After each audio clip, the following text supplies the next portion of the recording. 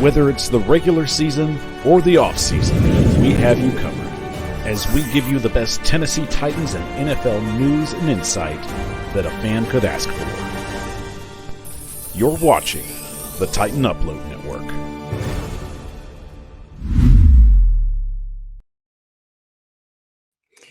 What is up, Titan Nation? It's your host, Lily Hillis, and yes, we are in the Homage Studios. But there is a little Titans history today, but first, let's go ahead and bring our co-host in here. From What's Shaking Titans, Gary Bailey. Gary, how are you? Man, I'm awesome, Lee. It is awesome to be back on the 615. I know I've been on a hiatus here lately due to work, but I'm back, man. So let's rock out this episode. Let's see that history. So, on this day in 2018, in Titans history, if you were there or if you watched this game, you know the play. Mariota gives it to Henry. Henry bounces it outside. 5, 10, 15, stiff arm, 20, 25, 30, 40, stiff arm, 50, 40, 30. He's on his feet. Big chase, 20, 15, 10, 5, touchdown! Titans, 99 yards! The longest run in franchise history! And the Titans are up by 11! What a run! Derrick Henry! Man, what a play. Greatest play in the last 5 years. Greatest play. By far. And that's when best. The king was born. Yeah, and one of the best, angry run segments, still one of my all-time favorites. So shout out to Good Morning Football there for that segment. That was pretty awesome. Although I will say, I think Derrick Henry got Jude this year. I think it was week 1 where he had a crazy stiff arm. But, yeah, that's just my opinion. Yeah. But we had a very hard week. Titans get beat in overtime by those two guys right there. Alec Pierce to set up Michael Pittman for the game-winning touchdown. Yeah, it was a tough game at Nissan Stadium. Although I would say that, if it wasn't for the fact that Tannehill faced the laces in, Titans would have came away in that game with the dub. But before we get to talking the Titans and Colts, we do have some news. MTSU hires former Vandy head football coach Derek Mason as its head coach. Well, so Eddie George is out. How big of a hire? How big of a hire is this for MTSU? But I think it's a good hire. I think that, of course, where MTSU is at right now, I just don't I don't see them as being a team that will compete at least in the next 3 years. It's going to take time to fix what they got going on there, to build culture, to build repetition and to have a successful program. Yeah. Well, to think about this, Derek Mason, when he first got to Vandy, he was in a very good place because James Franklin had just left, went to Penn State. But then by the time he was done at Vanderbilt, they were in the tank. Yeah. Well, you never recovered. You hope that maybe he can, correct his woes with that, But I think he's already coming into kind of a tough situation at MTSU. So, all all the best wishes to him. Hopefully he can get it going. I watched some of his introductory press conference this morning. He talked about wanting to recruit there in the county that Murfreesboro's in. Oh God. Which that's a pipeline. Rutherford County is a pipeline for college athletes now.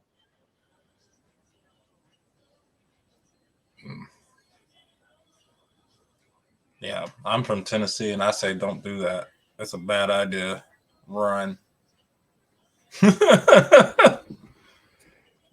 But have you ever been to MTSU? The other news, Titans now have a punter. Ty Zettner.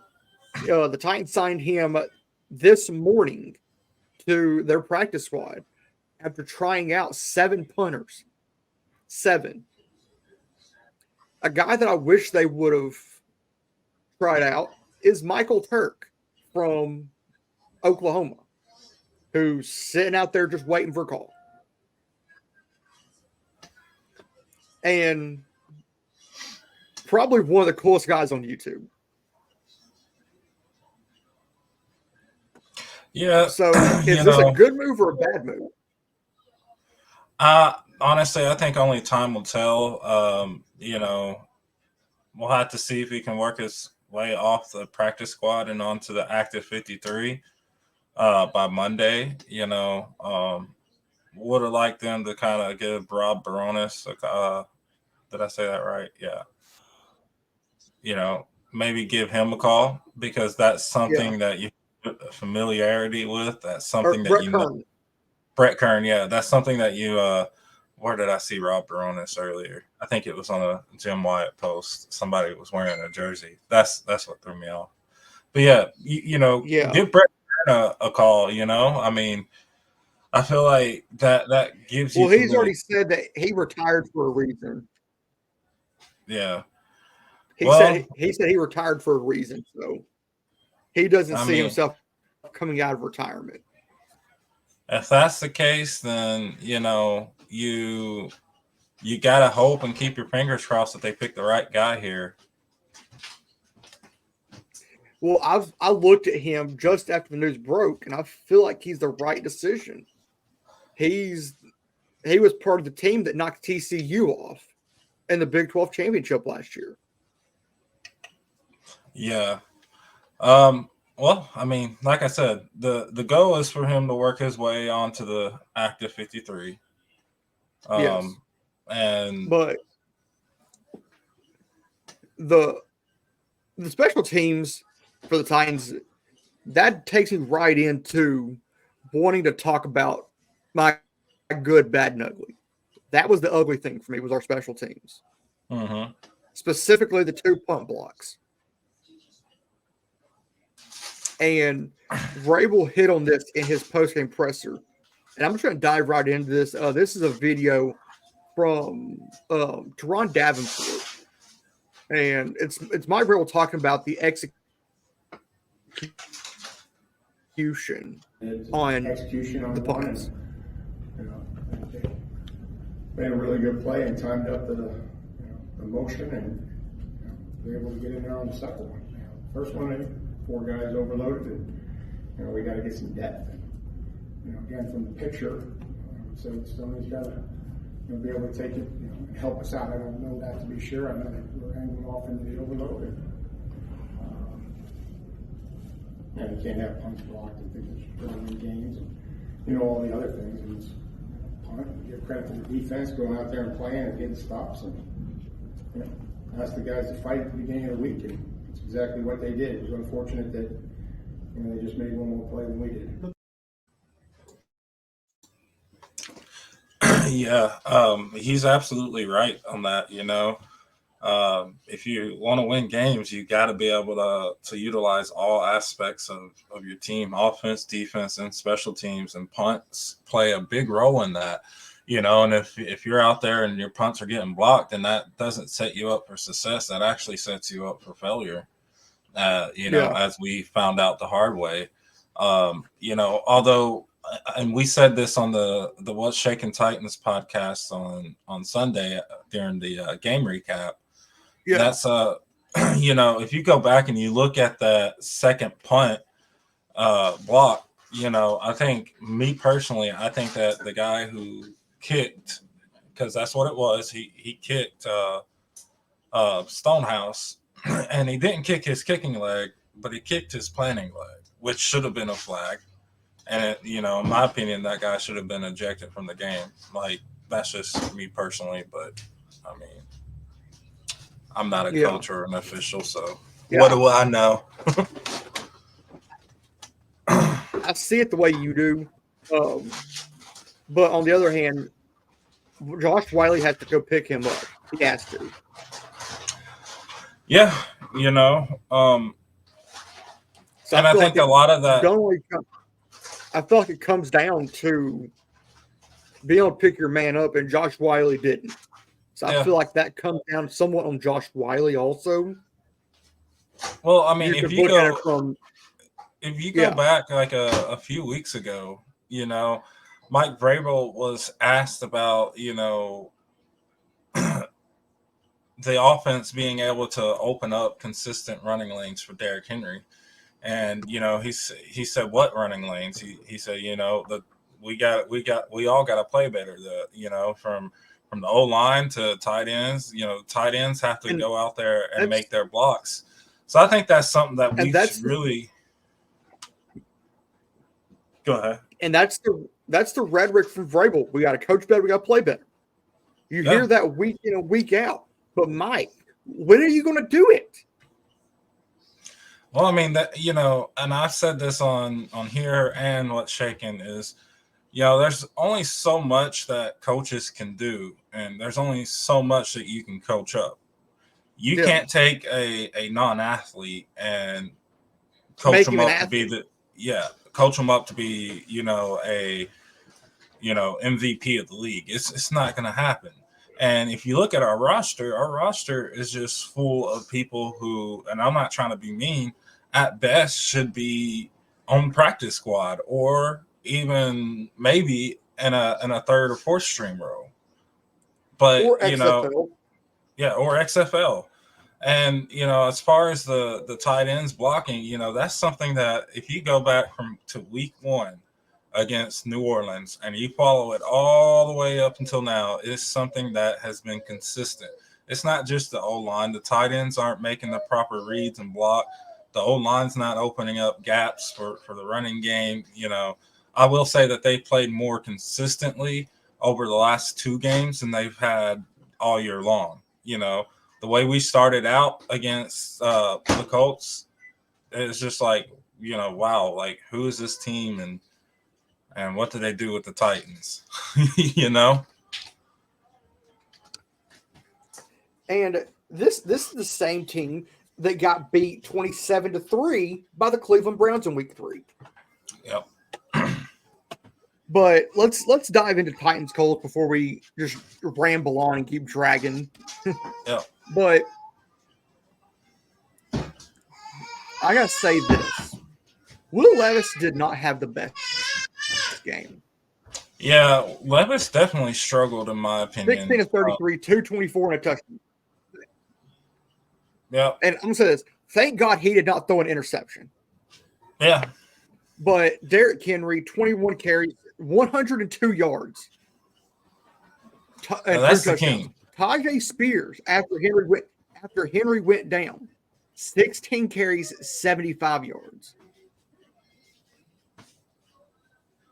Yeah, and in this running back race, I definitely feel like Derrick Henry still has the lead. He is still his team first, and then Levis. I think Levis Spears, and then I think Spears, if anything, showed you that when it's his time to take over for Henry, that there's nothing to fear. That he's got it. But it was definitely an awesome game by Derrick Henry. I mean, this is the game that we've been wanting to see all year long, and I think that he would have easily eclipsed 140, 150 had he not gotten hurt, but unfortunately he got upsided. His head kind of banged the turf. They pulled him out for you know I think more of a precautionary reason than it was a concussion reason. Of course, everybody assumed it was a concussion. Mike Vrabel came out on Monday and said that Henry is not in concussion protocol.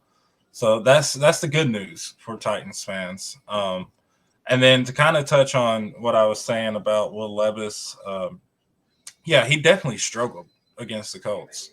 By far, it wasn't his best game. There's a lot, and the part about it is that the O line gave him a clean pocket almost consistently every snap. There's only a few times where he was really under pressure just from the rip. I think he got sacked 6 times that game. I'm not sure how many times he got pressured, but for the most part, he had a clean pocket throughout that whole entire game. There's a couple of passes that he threw behind the receivers. I know there was one in particular that was the D-hop that he kind of threw behind him. And then the one play that really sticks out, and the one thing I do want to talk about with Will Levis, even though he had a game where he struggled, he's shown growth in the aspect of, holding other players accountable. So when he threw to D-Hop on the sideline, he did D-Hop? Yeah, and D-Hop wasn't in the right place. He went to D-Hop and let him have it. I mean, I know everybody who watched the game seen that, and to me, that was a good sign. That showed me that, he's ready to lead. He's doing that, the leading, like he's a leader now. And, he's holding his teammates accountable for what they should and shouldn't do. So we just need to consistently see that from him. But I just got some NFL breaking news. Mike McCarthy, Cowboys head coach, is set to have an appendectomy, but is expected to be back for Sunday night against Philadelphia. Oh wow, yeah. So this is just coming out. So our thoughts and prayers go out to him and his family. Hope that the procedure goes well. Definitely want to see him back at it and ready to go by Sunday. But yeah, back to our list, man. But of course, DeAndre, 5 catches. D-Hop, 5 catches, 75 yards on 12 targets. Chig, where has this dude been all year? 3 catches, 62 yards. NWI, 1 catch, 28. Derek, 1 catch, 18. Josh Wiley, 1 catch for 16. Tajay Spears, 4 catches, 13 yards. Chris Moore, 1 for 12. There are 3 guys on this list, or 2 guys for sure, that have been silent. Chris Moore and Chig. Where has this version of Chig been at all year? Absent. Yeah. Exactly. Yeah. It was good to see Chig and play like that. Now he's just got to string it together consistently. My only concern with Chig right now is just his level of consistency. We've seen him have really good games last year, and then he struggled all year this year. And I'm gonna give him the benefit of doubt this year. It's the sophomore slumps. I think a lot of people forget about that. So I'm gonna give him the benefit of a doubt on this. Maybe he can correct it going into next year and have a really productive game overall for us, or I'm sorry, season overall for us. But yeah, it was awesome to see some of those plays that he made. I mean, he was digging. He showed that dog in him. So it was really cool to. Yeah, I mean, there's one play in particular that I'm thinking of where he caught the ball, and I mean, he literally plowed through at least 2 or 3 defenders, and just kept going downfield. I'm just like, man, that's what we need. That's the type of, dog we need at tight end. Now, if we can just put the blocking together and become, kind of more like a Delaney Walker type player, I think we'll be set, man. But we are getting ready to head into talking Titans Dolphins ahead of Monday night. But we have someone that wants to say a little something. Yeah! You know what time it is. Hey, week 14, Monday Night Football. We having a fish fry in Miami. Tighten up. Let's go! And that was the hype man himself, Morocco Taylor, from Titans Coliseum. But yeah, Monday night, Titans, Dolphins. Dolphins are sitting there at 9-3, while the Titans fell to 4-8. This, Gary, I'm just going to say this, and you may feel the same way. This game scares me a little bit. A little bit? Actually, it gives me nightmares. It does. Okay. It gives me nightmares. How supposed to say? I'm supposed to say, define your little bit for a second. Because our secondary is like Swiss cheese. Do you remember the game where the Dolphins put up 70 points? That's about how bad our secondary is. Yeah. Because you're going to have to defend Tyreek Hill, Jalen Waddle, that backfield, Raheem Mostert, Devon Achane. That secondary is elite. Jalen Ramsey, Xavier Howard. Yeah. The NFL's better. They're going to have to be ready to press charges on the Miami Dolphins after Monday night from voluntary manslaughter on the Titans. So y'all just be ready for that. And I'm a Titans fan, and I'm saying that right off the rip. And like some of these stats with the Dolphins, they're second in total points. They're second in points scored per game, with their averaging 32 points a game. They're only allowing 22. The Titans, on the other hand, are scoring roughly 17 a game. They're only allowing 21. Only allowing 21. Total yards per game. The Dolphins are first in total yards per game. They're averaging 437 yards per game. They're averaging almost 300 yards through the air. That's second in the league. The Titans, on the other hand, on total yards, are 25th, roughly 315 yards total per game. The Titans are 24th in passing yards per game, with roughly 206. Then you get to rush yards per game, where the Dolphins are second with 143.3. And then in rushing yards, the Titans are 17th, averaging 109 yards per game, rushing yards per game. You get to time of possession. The Titans are 18th with just under 30 minutes of time of possession per game at 29 minutes and 51 seconds. The Dolphins are 14th, where they're holding the ball for over 30 minutes per game with 30 minutes and 18 seconds. But then you get to the defensive side. As I said, the Titans are allowing on average per game 21 points. That's 16th in the league. The Dolphins are 21st in points allowed per game with 22 points. Total yards allowed per game. The Dolphins are 6th.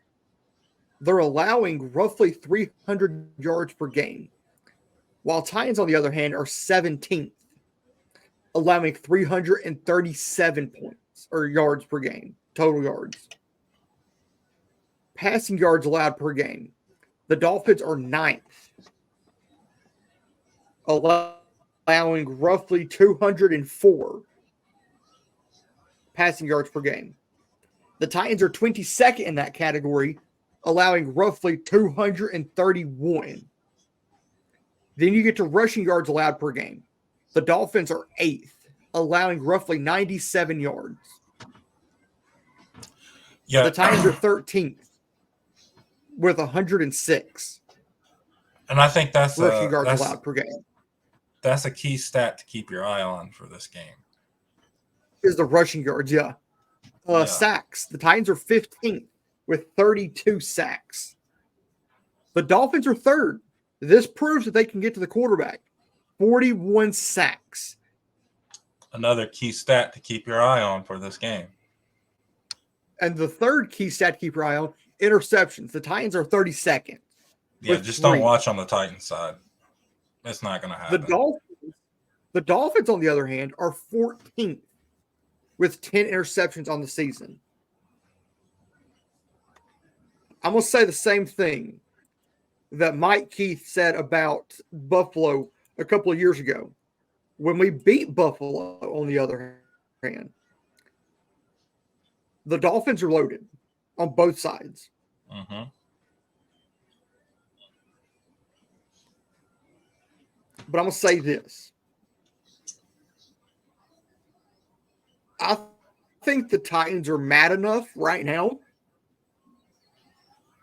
And this will come into later when we get our top 5 games in week 14. I have the Titans Dolphins games on there. I thought the Titans are mad enough right now to go pull the upset. Yeah, I don't see it, man. I don't see it by a long shot. I feel like this team is mad enough to get. I mean, they could win, the Titans, but they've been pushed down. The reason I'm saying this, the Titans they've been pushed down, they've been kicked a lot this year. They've been hit by injury. It's time for guys to step up.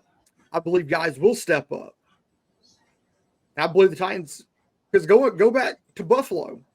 The Titans didn't stand a chance of beating Buffalo a couple of years ago in Nashville on primetime. Is that COVID game? But they did. When we came back. But we're not the same team we were 2 years ago. Yeah, if I'm correct, you're talking about the COVID game, right? What was that? I said, if I'm correct, you're talking about the COVID game where we missed like a week.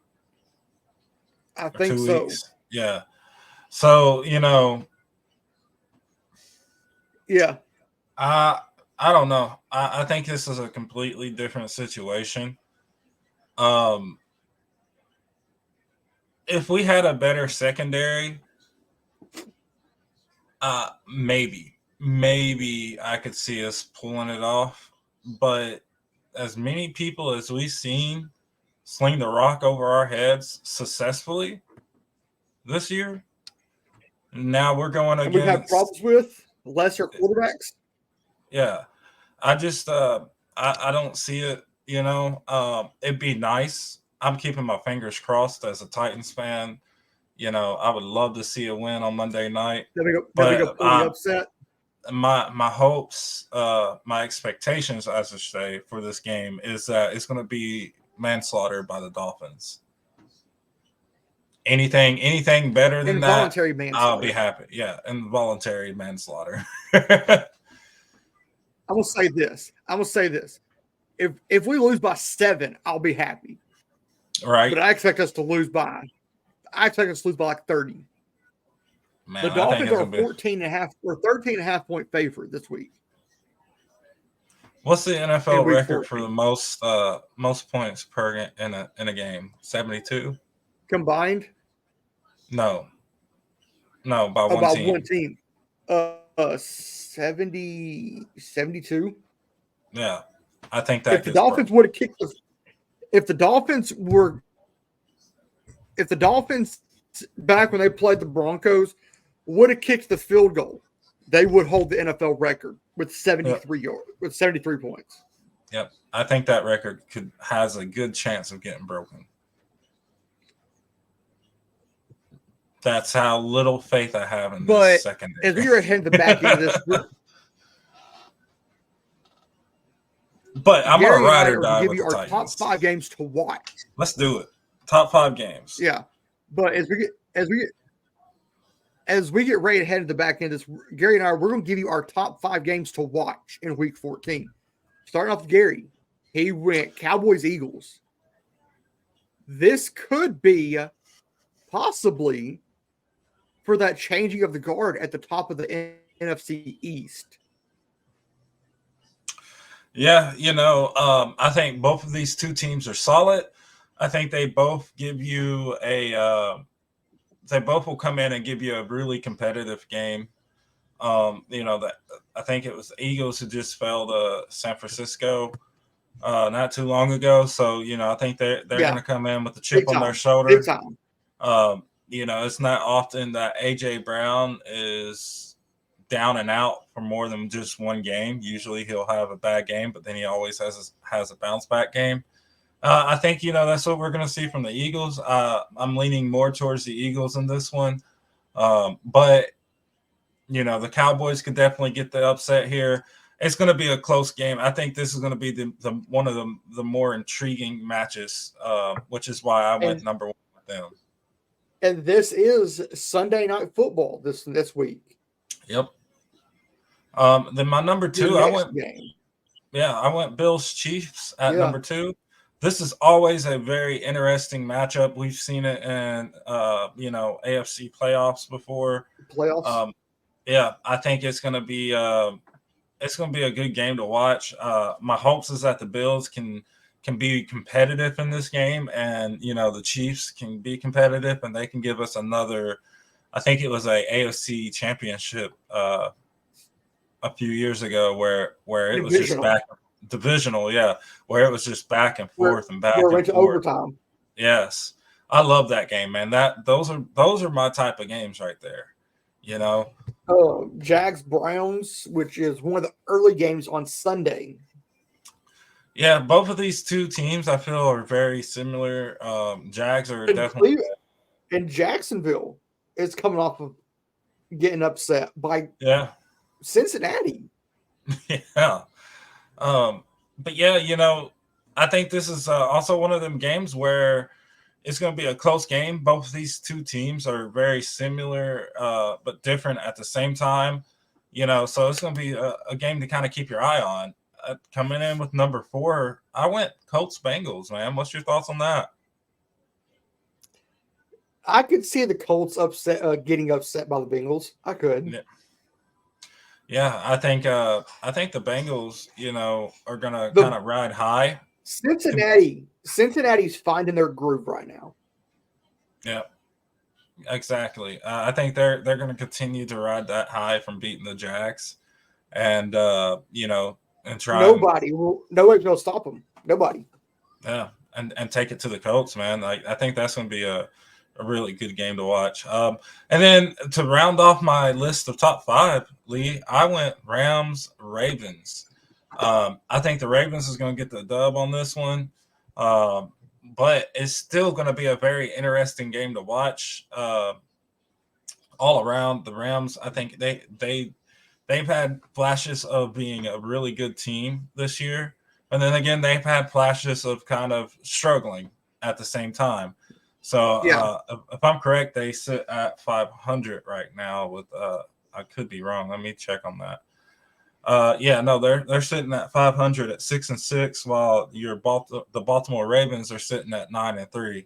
So it's going to be a really good game to watch. It just depends on 9-3. Yeah, Ravens are 9-3. Wow. Yeah, so Dolphins are 9-3, Ravens are 9-3, Jags are 8-4. Let's see. Yeah, Jags are 8-4. Chiefs are behind them. Chiefs at 8-4. I think that might be. Yeah, it looks like that's all the 8-4 teams. You got Pittsburgh. If they're 7-5 right now, the Steelers. So then you got the Browns who are sitting at 7-5. On Thursday. Yeah. The Browns are sitting at 7-5. Yeah. Oh, Philly, of course, is 10-2. And who's just behind them? Philadelphia. Who's just behind Cleveland, the AFC? Let me see if I can go to the standings. Okay. So you got Baltimore sitting. Baltimore got the top seed. Steelers are at 2. It should Cleveland's at 3, and Cincy is at 4, sitting in the AFC North. Now, if you're looking at the conference, you got the Houston Texans directly behind the Cleveland Browns. Miami's one. Miami 1, Baltimore 2, Kansas City Chiefs 3, Jacksonville Jaguars 4, Pittsburgh Steelers 5. That's crazy. Indianapolis Colts 6, Cleveland Browns 7, Houston Texans 8, Denver, then Buffalo, then Cincy, and then Los Angeles all the way down.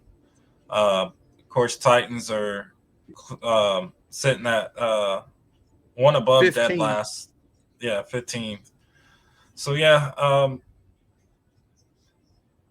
man, that's rough. That's rough to see. Now, if you go over to the NFC side of it. So that has Indy. That has Indy at 6.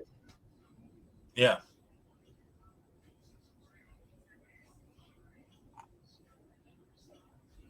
So there's I'm looking at ESPN. It has Indy at 7, Cleveland at 6.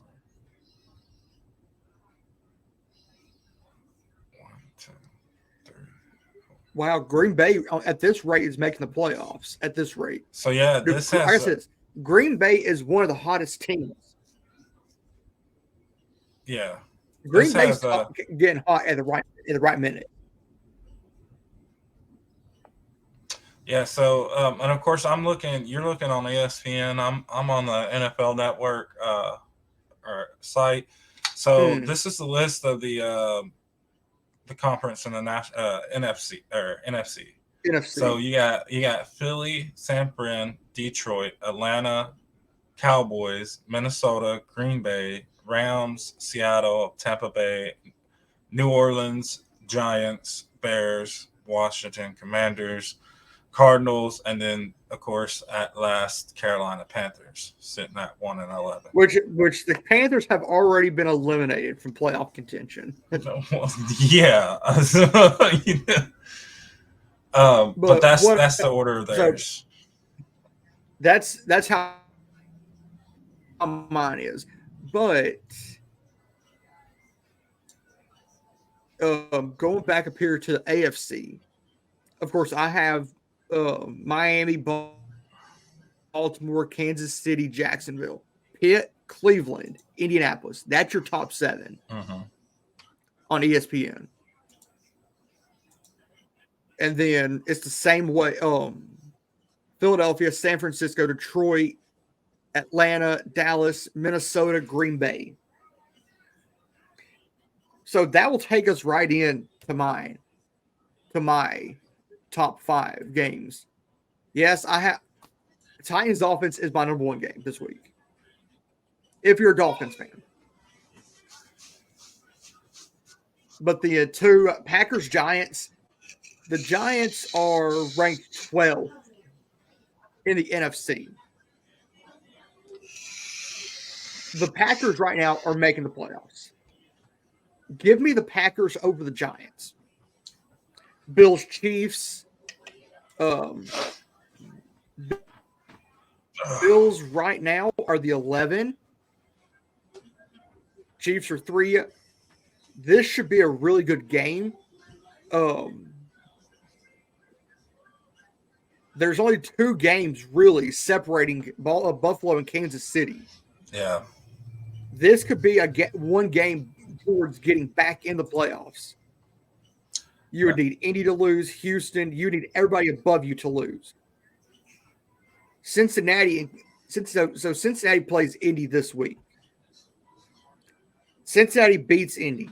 Houston loses, Denver loses. Yeah. And Buffalo's one of those teams who's sitting at 6-6 as well.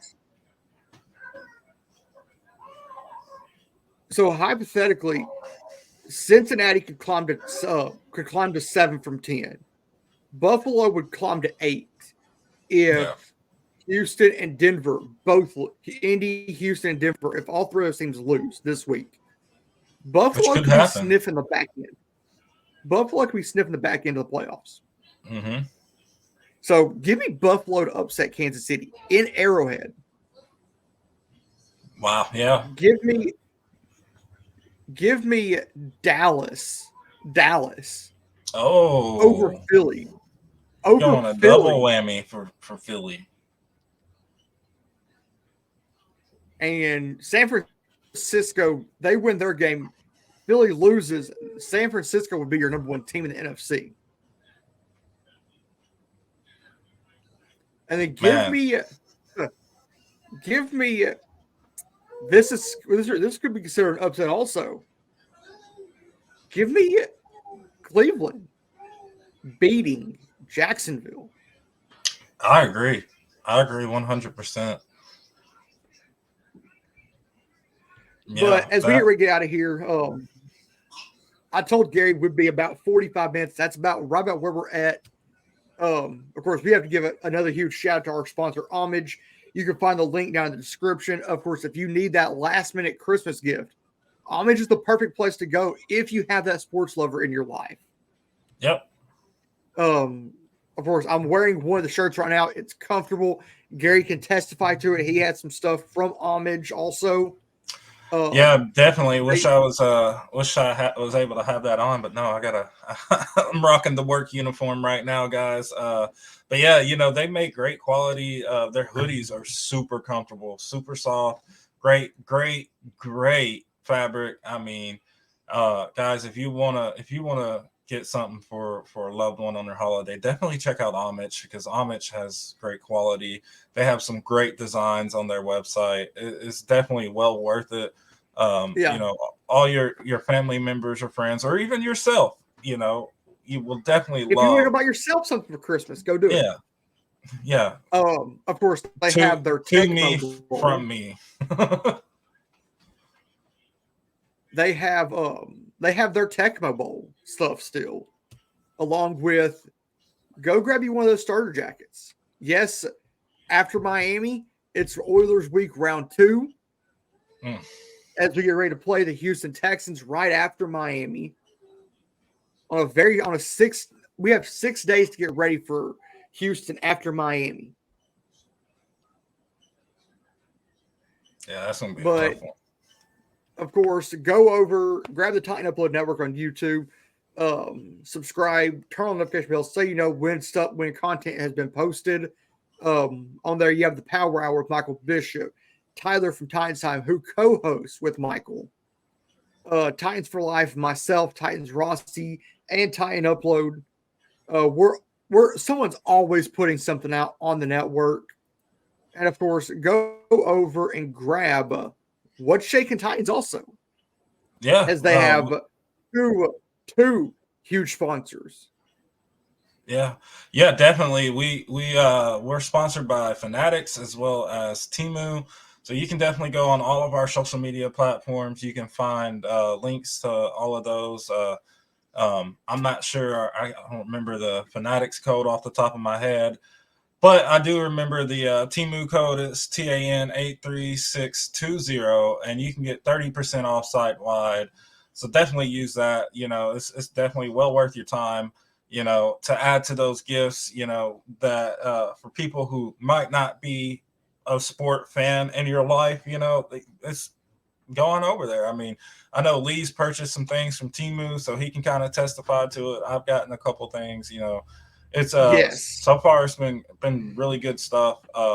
With that being said, we do have a huge announcement over for What's Shaking Titans. So I want to kind of, Lee, if I can announce that, I would like to announce that real quick. So we've actually if you follow What's Shaking Titans, you know that we've kind of had some change of dates going on here lately. We'll be streaming live tomorrow at 3 p.m. Central Time. So definitely check us out tomorrow, 3 p.m. Central Time. And we actually have a new co-host joining up with What's Shaking Titans. And that's none other than yours truly, Lee Hills from the 615. So he's joining our crew. It's going to be awesome. He'll join me and Massey 2 Savage, a.k.a. Mr. Anonymous, a.k.a. Andy Fitzpatrick. So, yeah, it's gonna be awesome, AKA guys. Hornswoggle. Yeah, a.k.a. Hornswoggle.